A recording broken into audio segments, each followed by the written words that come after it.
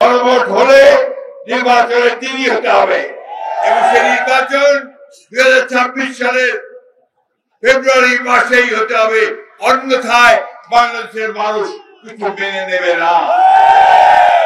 আজ 7ই নভেম্বর, আজ থেকে 50 বছর আগে বাংলাদেশের দেশপ্রেমিক সৈনিকেরা এবং দেশপ্রেমিক মানুষেরা ঐক্যবদ্ধ হয়ে এই যারা বাংলাদেশকে ধ্বংস করতে চায়, যারা বাংলাদেশকে একটা কঠিন আবরণে রাখতে চায়, সেই আধিপত্যবাদী ষড়যন্ত্র চক্রান্ত থেকে রক্ষা করে শহীদ প্রেসিডেন্ট, স্বাধীনতার ঘোষক, বহুদলীয় গণতন্ত্রের প্রবক্তা শহীদ প্রেসিডেন্ট জিয়াউর রহমান বীর উত্তমকে সেদিন রাষ্ট্র পরিচালনার দায়িত্ব দিয়েছিল, গৃহবন্দী অবস্থা থেকে বাইরে নিয়ে এসে। সেই দিন থেকে সেই শহীদ প্রেসিডেন্ট জিয়াউর রহমান মাত্র 3.5 বছরের মধ্যে বাংলাদেশকে একটা নতুন, একটা সমৃদ্ধ বাংলাদেশে পরিণত করতে চেয়েছিল। এর আগে শেখ মুজিবুর রহমানের নেতৃত্বে বাংলাদেশে একদলীয় শাসন বাকশাল প্রতিষ্ঠিত হয়েছিল। তিনি সেদিন থেকে বহুদলীয় গণতন্ত্রে রূপান্তরিত করেছিলেন, সংবাদপত্রের স্বাধীনতা নিশ্চিত করেছিলেন, বিচার বিভাগের স্বাধীনতা নিশ্চিত করেছিলেন এবং অর্থনীতিতে তিনি একটা বেসরকারি খাতে বিনিয়োগ এবং প্রাইভেট সেক্টরকে তিনি সেদিন কাজ শুরু করেছিলেন। বন্ধুগণ, শহীদ প্রেসিডেন্ট জিয়াউর রহমান নতুন এক বাংলাদেশের সূচনা করেছিলেন। সংস্কারের কথা আজকে বলা হয়, সেই সংস্কার তো প্রেসিডেন্ট জিয়াউর রহমান করেছিলেন। তিনি সেদিন একদলীয় শাসন বাকশাল থেকে বহুদলীয় গণতন্ত্র করেছিলেন। একটার পরে দেশের Begum Khaleda Zia presidential form of government থেকে পার্লামেন্টারি ফর্ম অফ গভর্নমেন্টে নিয়ে এসেছিলেন। আজকে আপনি দেখেছেন যে সেই ফ্যাসিবাদী হাসিনার 15 বছরের দুঃশাসন থেকে মুক্তি পাওয়ার লক্ষ্যে ছাত্র জনতার যে গণ অভ্যুত্থান ঘটে, সেই অভ্যুত্থানের পরে হাসিনা দেশ থেকে পালিয়ে যায়।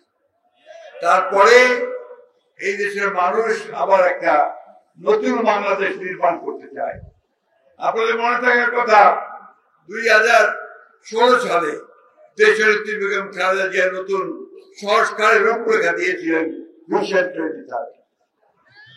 একই সঙ্গে তিনি দেশকে নতুন করে সাজানোর জন্য উৎপাদনের রাজনীতিতে তিনি সব দেশকে সামনের দিকে এগিয়ে নিয়ে যাচ্ছিলেন। বন্ধুগণ, সেই দেশের আমাদের তরুণ নেতা, আমাদের বর্তমান আধুনিক গণতান্ত্রিক আন্দোলনের নেতা, আমাদের দেশনায়ক তারেক রহমান 2021 সালে তিনি 31 দফা কর্মসূচি দিয়েছিলেন সংস্কারের জন্য। আজকে সেই সংস্কারই এই অন্তর্বর্তীকালীন সরকার কাজ শুরু করলে আমরা তাদেরকে পূর্ণ সমর্থন জানিয়েছি। প্রায় 1 বছর এই সনদ তৈরির কাজ করেছে তারা। গত 17ই অক্টোবর রাজনৈতিক দলগুলো তারা একমত হয়েছেন যে সমস্ত বিষয়ে, সেগুলো আমরা স্বাক্ষর করেছি পার্লামেন্টের সামনে। এরপরে আবার যখন এই ঐক্যবদ্ধ কমিশনের প্রধান আলী রিয়াজ সাহেব, সেই সঙ্গে প্রধান উপদেষ্টাও তারা আবার নতুন করে প্রস্তাবটা দিলেন, সেই প্রস্তাবের মধ্যে দেখা যাচ্ছে যে সেই সনদে যারা আমরা সাক্ষাৎ করেছিলাম সেগুলো সেখানে লিপিবদ্ধ হয়।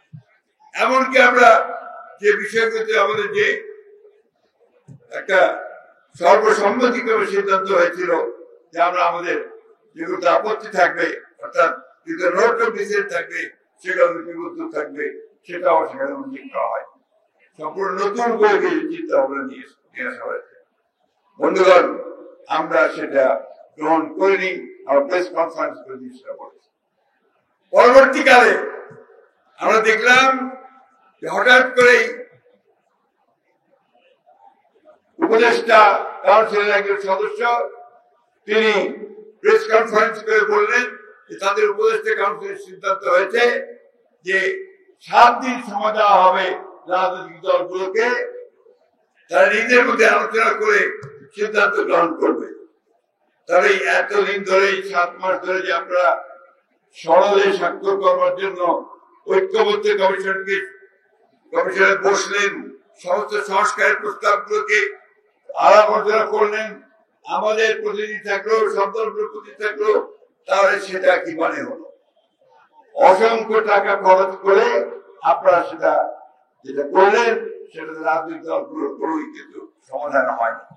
আজকে একটা রাজনৈতিক দল তারা কয়েকটা জোট বানিয়েছে, জোট বানিয়ে চাপ সৃষ্টি করছে বিভিন্ন ভাবে যে নির্বাচনের আগেই গণভোট হতে হবে।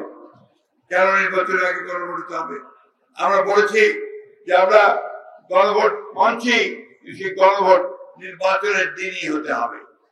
কারণ দুটো ভোট করতে গেলে অনেক টাকা খরচ হবে, তাছাড়া মূল যে নির্বাচন, দেশের নির্বাচন, সেই নির্বাচনের ধারাটা পূর্ণ হয়ে যাবে। আজকে দুর্ভাগ্য আমাদের, আজকে অন্তর্বর্তীকালীন সরকার যাকে আমরা সম্পূর্ণ সমর্থন দিয়েছি, তারা আজকে নিজেরাই আজকে একটা অবস্থা তৈরি করছে যাতে করে নির্বাচন ব্যাহত হয়। ওই রাজনৈতিক দলগুলো যে কয়েকটা এই গণভোটের জন্য চাপ দিচ্ছে, তারাও আজকে পরিষ্কার ভাবে বলতে চাই যে নির্বাচনকে বানচাল করবার ষড়যন্ত্র করছে। আমরা খুব পরিষ্কার করে বুঝিয়ে দিতে চাই, গণভোট হলে নির্বাচনের দিনই হতে হবে এবং সেই নির্বাচন 2026 সালের ফেব্রুয়ারি মাসেই হতে হবে, অন্যথায় বাংলাদেশের মানুষ কিছু মেনে নেবে না। বন্ধুগণ, 7 নভেম্বরের চেতনা হচ্ছে গণতন্ত্রের চেতনা। আমাদের জন্ম হয়েছে বিএনপি সংস্কারের মধ্য দিয়ে। আমাদের নেতা জনাব প্রেসিডেন্ট জিয়াউর রহমান বীরুত্তম, তিনি সংস্কারের সূচনা করেছেন। আজকে জনাব তারেক রহমান নতুন সংস্কারের 31 দফা কর্মসূচি দিয়ে গোটা জাতিকে সামনে এগিয়ে দেওয়ার একটা ব্যাখ্যা দিয়েছেন। আমরা সেই লক্ষ্যে এগিয়ে যাব। আমরা এই নির্বাচনে অংশ নেব ও ইনশাআল্লাহ এই নির্বাচনে জয়যুক্ত হয়ে আমরা একটা নতুন বাংলাদেশ গড়ে তুলব। আমি যুবক ভাইদেরকে আহ্বান জানাতে চাই, তরুণদেরকে আহ্বান জানাতে চাই যে আসুন, আপনারা যে ত্যাগ স্বীকার করেছেন, আমাদের যে হাজার হাজার নেতা কর্মী মারা গেছে, আমাদের যারা সহকর্মী সহযোদ্ধা তারা মারা গেছেন, তাদের আত্মার প্রতি শ্রদ্ধা জানিয়ে আমরা সামনের দিকে এগিয়ে যাই।